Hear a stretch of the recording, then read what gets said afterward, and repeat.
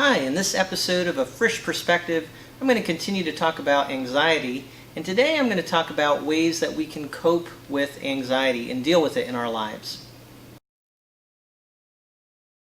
So in thinking about this subject, I know a lot of you who have dealt with anxiety have probably learned ways and strategies to deal with it, and I would love to hear in the comments ways that you have dealt with anxiety, and that can actually help us to encourage each other and help each other with this issue in our lives. But I'd like to just share some things from my perspective on ways that you might be helped with anxiety. The first thing I'd like you to think about is medication. I know this is probably a big hot topic, and it's one we really need to think about. Is there a place for medication when it comes to anxiety? And the answer is, it depends. We need to understand, though, that medication is really just an aid. It's kind of like a tool. It's a little bit of a bandage that can help us, but it doesn't necessarily get to the root problem. And so, while I think medication could be helpful in some cases, that's something you need to consult with a professional about, we need to realize that it doesn't necessarily get to the root of our anxiety. However, medication is something we should take a look at. Another one is counseling. Again, thinking about professionals and people who've studied this subject, we can maybe get some professional support or help. I would also definitely encourage, if you are someone who is a Christian, to get some spiritual guidance from people, maybe a pastor or someone else who can really be of help to you. So counseling can be very helpful in dealing with anxiety.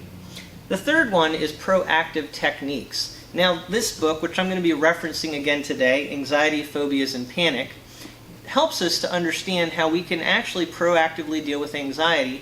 And one of the things that we can do is, for example, use scripted cards. And it's talked about in this book how we can actually have cards that help us to think about things and get our minds in the right place. Because the scripts that we have in our head, especially for those of us who have a lot of anxiety, are often very negative. And so having little cue cards, things to help us to read and remind over and over, this is maybe the way I need to be thinking about this, can really help us to think more positively. So there are different proactive techniques, and we'll talk a little bit more of that maybe, and maybe you have some ideas in the comments that you could leave.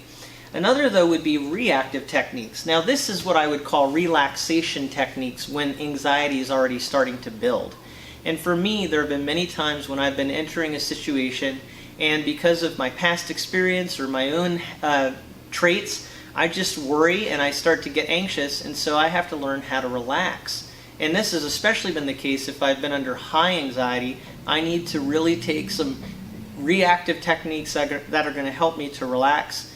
And this, again, is talked about in this book, where we can even learn to do things like breathe in a certain way, and maybe even have certain cue signals like tapping our fingers or doing something that'll just tell our body it's time to relax. And this is something you need to practice, and it'll actually help your body when you get in those anxious moments to relax itself. Another thing is faith. It can be really helpful to think about the spiritual side of things. And even though this is a secular book, she actually talks in a chapter on understanding and reducing stress about spiritual support. And she says spiritual support refers to having something in your life that helps you make sense out of the world in which you live. It helps you give a positive meaning to events within the context of the universe much larger than yourself or your immediate surroundings. And so what she's basically saying, from her professional opinion, is that she realizes having spiritual belief helps people. And that's something I really personally support too, having been in pastoral Christian work for a long time. But it's something we need to think about that can be very helpful. What are my beliefs? And how is that impacting the way that I deal with anxiety? The next one is love. The things that we're dealing with anxiety are often very negative feelings. I would love it if people would think about love as a tool to help us to combat anxiety.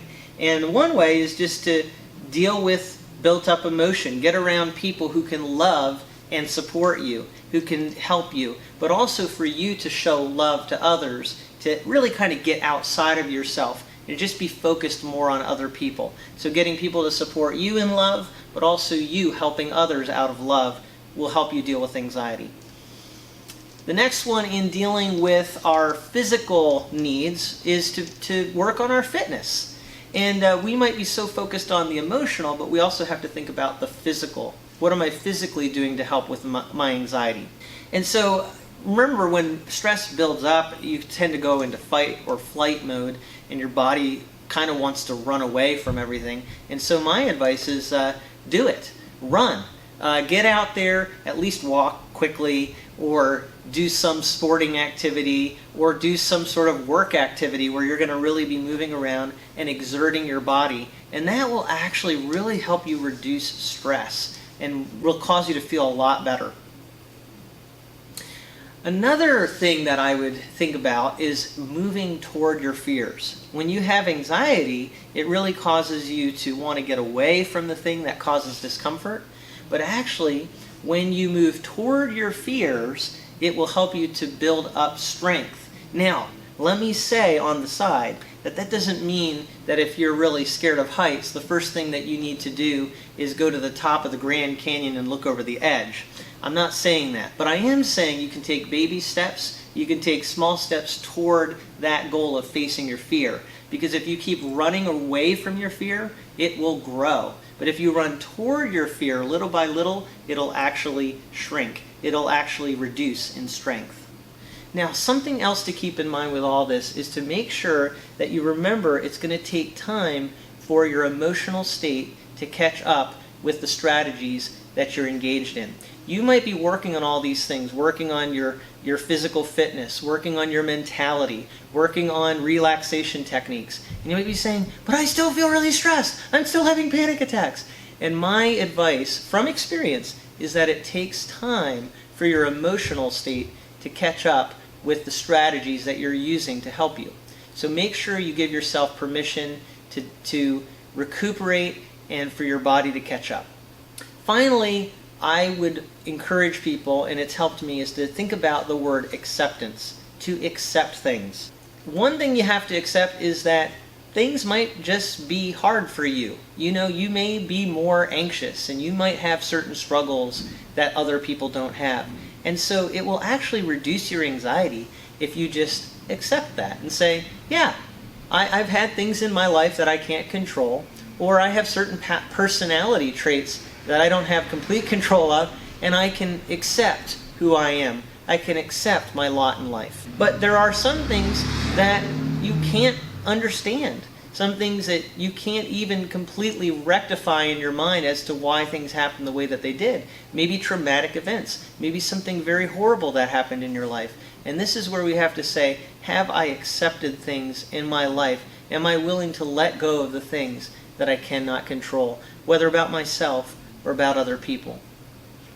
Well, that's my rundown of some ideas for how we can cope with anxiety, and I hope that that's been a help to you. Please leave any ideas that you have in the comments or any feedback that you have about what I've talked about today, and I hope that you'll keep watching these videos and sharing with others as I give a fresh perspective.